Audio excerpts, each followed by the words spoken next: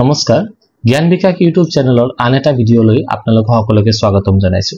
আজি আমি আলোচনা কৰিব ওলাইছো মিডিয়েভেল হিষ্ট্ৰি কোচ ডাইনেষ্টিৰ ওপৰত বা কোচ কিংডমৰ ওপৰত, কোচ ৰাজবংশৰ ওপৰত আমি আলোচনা কৰিম। যেতিয়া আমি কোচ ৰাজবংশৰ ওপৰত আলোচনা কৰিম, পোনপ্ৰথম এজন ব্যক্তিৰ নাম সদায় উল্লেখ থাকিব। এই ব্যক্তিজন হৈছিল হৰিয়া মণ্ডল। হৰিয়া মণ্ডল কি আছিল? চিকন গ্ৰাম গোৱালপাৰাৰ চিকন গ্ৰামৰ বাসিন্দা আছিল। তো চিকন গ্ৰাম ভিলেজৰ কি কৰিছে 10-20টা ঘৰৰ এক্স্যাক্টলি আমি টোটাল ফ্যামিলিটো নাজানো, তো 10টাৰ পৰা 20টা ফ্যামিলিৰ কি আছিল তেও মুৰব্বী আছিল। তেও মানে গাঁৱৰ যোনটো মুৰব্বী মানুহ থাকে তেওঁৰ হেড, এই গাঁও সেই ফ্যামিলি কেইটাৰ তেও হেড আছিল। হৰিয়া মণ্ডলৰ পুত্ৰ আছিল, এজন পুত্ৰৰ নাম আছিল বিশু, আন এজন পুত্ৰৰ নাম কি আছিল শিশু। হৰিয়া মণ্ডলৰ মৃত্যুৰ পিছত বিশ্ব সিংহে সেই পদটো লৈছিল। তো আমি জাস্ট গম পাইছো যে হৰিয়া মণ্ডলে কি কৰিছে, কিছুমান ফ্যামিলিৰ মুৰব্বী আছিল, আৰু যেতিয়া হৰিয়া মণ্ডলৰ মৃত্যু হয়, হৰিয়া মণ্ডলৰ মৃত্যুৰ পিছত তেওঁ পুত্ৰ বিশুৱে কি কৰিছিল, সেই পদটো দখল কৰিছিল। বিশ্ব সিংহ 1515 পৰা 1540। বিশ্ব সিংহ কি কৰিছিল? বিশ্ব সিংহৰ আৰু এটা নাম কি বিশু কি কৰিছে কোচ ডাইনেষ্টি, কোচ ৰাজবংশ বা কোচ বংশ স্থাপিত কৰিছিল। কিমান চনত? 1515 চনত। মনত থাকিবনে? এটো বহুত ইম্পৰ্টেন্ট এটা কোশ্চেন হয়, সদায় আহা থাকা দেখা পোৱা যায় যে কোচ ডাইনেষ্টি কিমান চনত স্থাপিত কৰা হৈছিল। কোচ ডাইনেষ্টি 1515 চনত স্থাপিত কৰা হৈছিল। কাৰ দ্বাৰা স্থাপিত কৰা হৈছিল? বিশ্ব সিংহৰ দ্বাৰা। বিশ্ব সিংহৰ আৰু এটা নাম হৈছে বিশু, আৰু বিশু হৈছে হৰিয়া মণ্ডলৰ প্ৰথম পুত্ৰ। নেক্সট কোশ্চেনত, নেক্সট পইণ্টত কি আছে? Defeated all the chiefs of the neighbouring areas. কৈছে বিশু চিকনগ্ৰাম ভিলেজৰ হয়নে, গোৱালপাৰা চিকনগ্ৰাম ভিলেজৰ কি আছিল? মুৰব্বী আছিল, কেইটামান পৰিয়ালৰ মুৰব্বী আছিল। আৰু সেই গোৱালপাৰা অঞ্চলৰ থকা আশে-পাশে যোনবিলাক এৰিয়াত মানে মন্ত্ৰীহতে আছিল বা হেড বিলাক আছিল, সিহঁতক ডিফিট কৰি পেলাই কি কৰিছিল? পৰাস্ত কৰি পেলাই কোচ ডাইনেষ্টি তাৰ পৰা আৰম্ভ কৰিলে। He extended his rule as far as Karatoya river in the west আৰু বৰ নদী ইন দা ইষ্ট। ঠিক আছে, কি কৈছে? ৱেষ্টত কি কৈছে? পশ্চিম ফালে কাৰতিয়া ৰিভাৰলৈকে আৰু পূৰ্ব ফালে কি বৰ নদীলৈকে তেওঁ ৰাজ্যটো বিস্তাৰ কৰিছিল। Declared himself to be the son of Shiva and Parvati. কৈছে শিৱ আৰু পাৰ্বতীৰ পুত্ৰ বুলি তেওঁ দাবী কৰিছিল। তাৰমানে তেওঁৰ মতে তেওঁৰ দেউতা কি আছে? হৰিয়া মণ্ডলে শিৱৰ অংশ বা ভগৱানে দিয়া বৰদানৰ জৰিয়তে তেওঁৰ জন্ম হৈছিল, সেইটো দাবী কৰিছিল। নেক্সট কৈছে move his capital from Chikangram to Cooch Behar. আৰু যেতিয়া তেওঁৰ ৰাজ দৰবাৰটো বিস্তাৰ কৰা আৰম্ভ কৰিলে, তেতিয়া তেওঁ কি কৰিলে? গোৱালপাৰা মানে অসমৰ গোৱালপাৰাৰ চিকনগ্ৰাম ভিলেজৰ পৰা, চিকনগ্ৰাম গ্ৰামৰ পৰা তেওঁ কোচবিহাৰলৈ তেওঁৰ মানে কোচ ডাইনেষ্টিৰ কি কৰিলে? ৰাজধানী মানে স্থানান্তৰ কৰিলে। নেক্সট কৈছে revive the worship of Kamakhya. Kamakhya মন্দিৰ পূজা অৰ্চনা আকৌ আৰম্ভ কৰিলে। ৰিবিল্ড দ্য টেম্পল, সেই মন্দিৰৰ কি কাম কাজবোৰ আৰম্ভ কৰিলে। Imported numerous Brahmins from Kannauj and Banaras. কৈছে বহুত ব্ৰাহ্মণ বিলাকে লৈ আহিলে কনৌজ আৰু বানাৰসৰ পৰা কামাখ্যা মন্দিৰত পূজাটো আকৌ আৰম্ভ কৰাৰ কাৰণে। কণ্টেম্পৰাৰী অফ আহোম কিং চুহুংমুং অৰ দিহিংগী ৰাজা। আৰু তেওঁৰ শাসন কালত আহোম ৰজা, তাৰ সমসাময়িক আহোম ৰজা কোন আছিলে? চুহুংমুং। আৰু চুহুংমুঙৰ আৰু এটা নাম কি আছে? দিহিংগী ৰাজা বুলি ক'ব পাৰি আমি। তো ইয়াৰ পৰা আমি এইখিনি কথা গম পালো যে বিশ্ব সিংহই কি কৰিছে? 1515 চনত কোচ ডাইনেষ্টি স্থাপিত কৰিছিল। কোচ ডাইনেষ্টি ক'ৰ পৰা স্থাপিত হৈছে? চিকন গ্ৰাম ভিলেজৰ পৰা আৰম্ভ হৈছে, আৰু এইটো ক'ত আছিলে? এইটো আছিলে গোৱালপাৰা, অসমত। ঠিক আছে, তাৰ পিছত কি কৰিলে? এই ৰাষ্ট্ৰীয় শাসন কালতে ৰাজধানী ইয়াৰ পৰা ক'ত লৈ গ'ল? কোচবিহাৰলৈকে তেওঁ ৰাজধানীটো কি কৰিলে? স্থানান্তৰ কৰি দিলে, তাতে লৈ গ'ল।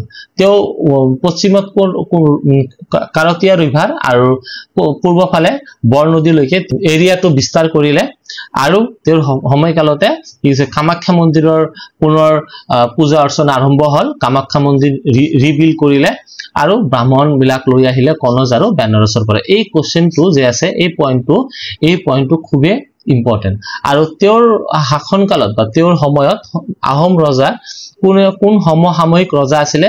চুহুংমুং বা দিহিংগীয়া ৰজা। ঠিক আছে, এতিয়া আমি নৰনাৰায়ণৰ কথা পাম নৰনাৰায়ণ কিমানৰ পৰা আছিল 1540 ৰ পৰা 1584 লৈকে 1540 to 1584 after the death of বিশ্বসিংহৰ মৃত্যুৰ পিছত মল্লদেৱ এতিয়া চাব এটো এটা বহুত গুৰুত্বপূৰ্ণ কথা মল্লদেৱ কোন নৰনাৰায়ণৰ আন এটা নাম মল্লদেৱ কি কৰিলে হে বংশৰ কি ৰজা হলে made his brother Shuklaধ্বজ to be the commander in chief আৰু শুক্লধ্বজ কি কৰিলে কমান্ডাৰ ইন চিফ বুলি ঘোষণা কৰিলে মানে সৈন্যৰ মন্ত্ৰী বুলি ঘোষণা কৰিলে আৰু আমি সবে জানো যে শুক্লধ্বজৰ আন এটা নাম কি আছে শিলাৰায় ঠিক আছে আমি যে শিলাৰায় গম পাও তো শুক্লধ্বজৰ আন এটা নাম কি আছে শিলাৰায় আছে আৰু শিলাৰায় কিয় শুক্লধ্বজক কিয় শিলাৰায় বুলি কোৱা হয় কাৰণটো হৈছে his rapidity of movement to attack the enemy শত্ৰুক যিদৰে যি মানে স্পিডত মানে তেও আক্ৰমণ কৰে হেতৰ ওপৰত ভিত্তি কৰি তেও কি নাম দিয়া হৈছে শিলাৰায় বুলি কোৱা হৈছে war with ahomৰ লগত প্ৰথম যুদ্ধৰ কথা ইয়াত উল্লেখ কৰিছে তো ইয়াতে কৈছে কন্টেম্পৰাৰী আহোম ৰুলাৰ নৰনাৰায়ণৰ শাসনকালত আহোম বংশৰ কোন সমসাময়িক ৰজা আছিল এটো আছে শুক্লেংমুং or and লেম ৰজা ঠিক আছে শুক্লেংমুং and লেম ৰজা next আছে Koch Ahom war took place twice during the reign of নৰনাৰায়ণৰ শাসনকালত আহোমৰ লগত দুবাৰ কি হৈছিল যুদ্ধ হৈছিল ফাৰ্স্ট ওয়াৰ প্ৰথম যুদ্ধটো হৈছিল 1546 সনত 1546 ত আৰু তেতিয়া আহোম ৰুলাৰ কোন আছিল শুক্লেংমুং আছিল আৰু দ্বিতীয় যুদ্ধ হৈছিল 1560 তো সাবো ইয়াতে প্ৰথম যুদ্ধ কিমান হৈছে 1546 আৰু নেক্সট যুদ্ধটো হৈছিল 1562 আৰু সেই সময়ত আহোম ৰজা কোন আছিল লেম ৰজা ঠিক আছে নেক্সটত আছে the first war with the Ahom ঠিক আছে আহোমৰ লগত প্ৰথম যুদ্ধৰ কথা ইয়াতে কৈছে কিমান চনত হৈছে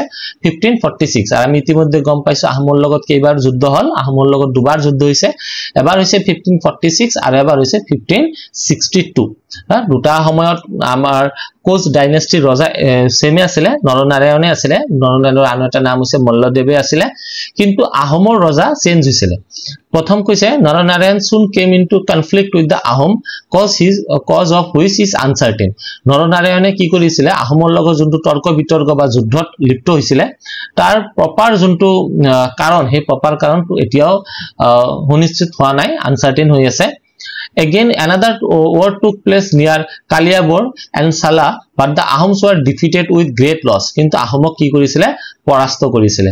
Construction of Gohai Kamal Ali, aru Gohai Kamal Ali ki korisile construction korisile. In the course of operation, the coaches construction and Amagri road from Coach Bihar to Narayanpur about 350 miles or 560 kilometer. Tar mane jetia Koliabor loike, ঠিক আছে Koliabor loike Coach Biharor pora Narayanpur. Eria Narayanpur to kot ase Lakhimpurot ase Lakhimpur. তো নাৰায়ণপুৰৰ পৰা লখিমপুৰ লৈকে যোনটো পথ মানে নিৰ্মাণ কৰিছিল কোনে নিৰ্মাণ কৰিছিল নৰনাৰায়ণে নিৰ্মাণ কৰিছিল সেই পথটোৰ নাম কি নাম দিছিল গোহাই কমল আলী বুলি দিছিল The work was done under the supervision of Gohai Kamal, the king's brother. মানে নৰনাৰায়ণৰ কি ভাইটি hence the name of the road is Gohai Kamal Ali. ঠিক আছে যেহেতু সেই ৰোডটো কোনে বনাইছিল কাৰ নেতৃত্বত বনোৱা হৈছিল গোহাই কমলৰ নেতৃত্বত বনাই আছিল আৰু গোহাই নেতৃত্ব কোন আছিল নৰনাৰায়ণৰ কি আছিল ভাইটি আছিল সেই কাৰণে সেই ৰোডৰ নাম গোহাই কমল আলী বুলি মানে দিছিল নেক্সট আছে at the same time they also erected fort of Narayanpur আৰু হিতে এটা ফৰ্টো বনাইছিল কত বনাইছিল নাৰায়ণপুৰত বনাইছিল second war with Ahom দ্বিতীয় যুদ্ধ হল before the beginning of the second war there are some conflict arising between the Koches and the Kasaris Koch আৰু কাছাৰীৰ মাজতে কিছুমান বিবাদ আৰম্ভ হৈ গৈছিল দ্বিতীয় যুদ্ধটো আৰম্ভ হোৱাৰ আগতে during the conflict Koch destructed some villages which were under the Ahoms along with the Kasaris কৈছে সেই যুদ্ধৰ আগতে কি কৰিছিল কোচ সকলে কি কৰিছে কাছাৰীৰ ওপৰত আক্ৰমণ কৰি পেলাই কাছাৰী হতৰ কিছুমান এৰিয়া কি কৰিছিল ধ্বংস কৰি পেলাইছিল আৰু সেই এৰিয়াবোৰ আহোমসকলৰ যোনটো এৰিয়া তাৰ আখেপাখে দি আছিল as a result Ahom declared war against the Koch and defeated them আৰু সেই কাৰণে কি কৰিছিল কোচ আহোমতে ভাবিলে যে আমাৰ ওচৰৰ আছৰৰ যোনবিলাক কছাৰী মানুহ থাকে কছাৰী ডাইনেষ্টিৰ লোকবিলাক থাকে হিয়তৰ ওপৰত আক্ৰমণ কৰিলে নৰনাৰায়ণে কৰিলে আৰু হিয়তক আক্ৰমণ কৰি সেই জায়গাবিলাক দখল কৰিলে আহোমতে তেতিয়া ভাবিলে এই আক্ৰমণ আমাৰ ওপৰত হ'ব পাৰে তেতিয়া কোচ হতেও কি সৰি কাছাৰী হতেও আহোমৰ লগত একলগ হৈ পেলাই কি কৰিলে নৰনাৰায়ণৰ লগত যুদ্ধ কৰিলে আৰু নৰনাৰায়ণক হেৰালে তাৰ পিছত কৈছে In 1562, a fresh attempt was made by the Naranarayan. Aru ki korise 1562 ako eta attempt korile to overcome his powerful rival. Hei juddhotur bodla loar karone 1562 ako ebar Naranarayan akromon korile Ahmotor logot. A battle fought near Dikhao River and Ahom faced great loss. Aru hei juddhotu kot hoisile Dikhao River ot hoisile. Dikhao River or kakhot hoisile aru Ahomotok tetia herale. Khura Raja fell to Nampur and coast entered their capital Gargaon. Kukise tetia junjon raja asile Ahomor raja Khura Raja ba Lem Raja tetia ki korile Nampuroloike rona dile aru coast hote ki korile tar capital Gargaon dokhol kori lole.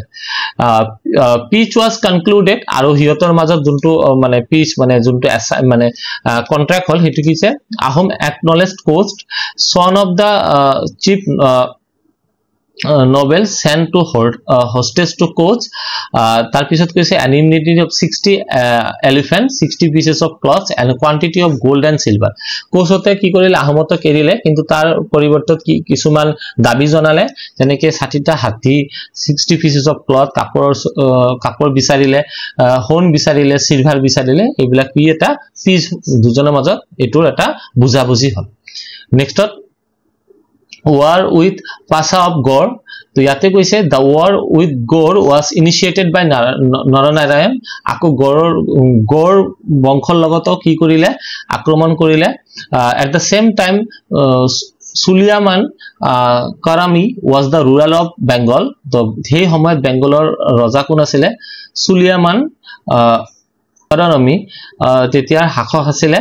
He sent his general Kalapahar to stop the aggressive coach aru hi ki korile rajai ki korile tar মন্ত্রী কি করিলে কালাপাহাৰলৈ পঠালে কোচহতক কি কোচহত যোনটো খং আছিল হেতু ৰখাৰ কাৰণে in the battle Chilarai was defeated and taken prisoner আৰু সেই যুদ্ধত কি কৰিলে সিলাৰাইৰ আৰু এটা নাম কি আছিল আপোনালোকৰ মনত আছে নে সিলাৰাইৰ আৰু এটা নাম কি আছিল হুক্লধবস তাক কি কৰিলে তাক মানে হেৰালে আৰু লগতে তাক জেলত পঠালে Muhammad ascent the Brahmaputra as far as Tezpur Muhammad ki korile Brahmaputra loi ahi pelai Tezpur loi gusi gol they demolished the temples of Kamakhya hiyote Kamakhya mondir tu ki korile ako dhongko korile Hazu and others aru Hazu mondir tu dhongko korile aru bibhinno dhonor mondir bilak ki korile dhongko korile Silarai was released in the favor of Pasha's wife ki korile Silarai mane bondhir pora erile kiar karone Pasha's wife মানে তেওঁৰ ৰজাৰ কি আছে ঘৈনিয়াকৰ নিৰ্দেশ মতে married to Pasha's daughters কৈছে তাৰ পুত্ৰীৰ লগত কি বিয়া দিয়াৰ কাৰণে in 1572 Naranarayan assist Akbar Ali in his attack on Pasha's Gaur tar pisot kise during this course Silarai was attacked by smallpox aru smallpox hoisil and died in the bank of Gangar osorote tor mrityu hol kiman sonot mrityu hol 1573 tor mrityu Naranarayan tor mrityur pisot Naranarayan ki korila akromon kora bondho korile aru devoted himself to the religion aru ki ase dharmar proti teo mane nijok utsorgo kori dile Division of the kingdom a kingdom to keneke bhangi gol yate koise Naranarayan did not marry till the last stage aru Naranarayan ki hole biya ekdom antim boyok loike biya pata nasile hence Raghudev the son of Silarai Raghudever to Silarai to biya hoisile hoine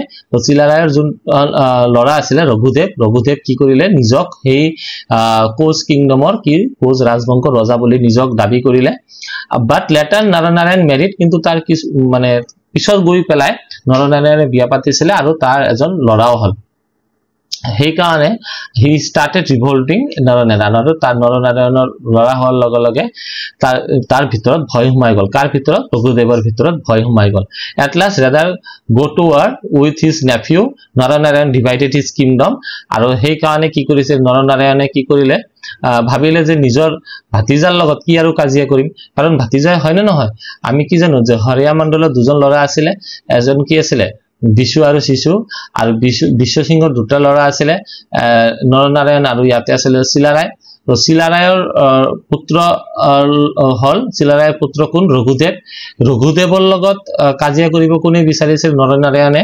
ৰঘুদেৱে তো নিজক এই কোচ কিংডমৰ কি ৰজা বুলি নিজক কলে কাৰণ নৰনাৰায়ণ একদম হেক বয়কলৈকে বিয়া পাতা নাই কিন্তু পিছত গৈ পেলে যেতিয়া বিয়া পাতিলে আৰু তেওঁ লৰা হলে হা তো তেওঁৰ যোনটো লৰা সেই লৰাৰ সিংহানৰ লৰাৰ যোনটো মৰ্যাদা বা লৰাক নিজৰ মানে বংশৰ ৰজা বনোৱাৰ কাৰণে নৰনাৰায়ণে কি কৰিলে তেওঁৰ লগত কাজিয়া কৰিব লাগিব বুলি ভাবি নৰনাৰায়ণে কি কৰিলে নিজৰ কোচ বংশটোক দুটা ভাগত ভগাই দিলে বুজি পাইছানে এটা আছিল কোচবিহাৰ আৰু কোচ হাজো মনত থাকিবনে কোচবিহাৰ আৰু কোচ হাজো আৰু কোচ হাজোটো কাক দিছিলে ৰঘুদেৱক দিছিলে 1615 Koch kingdom annexed with Mughal empire আৰু 1650 কি হল কোচ কিংডমক কি মুঘল সাম্ৰাজ্যই কি কৰিলে ধ্বংস কৰিলে Balinarayan with the help of Ahom king was able to get back the area between Bharali and the Boronadi তাৰ পিছত কি কৈছে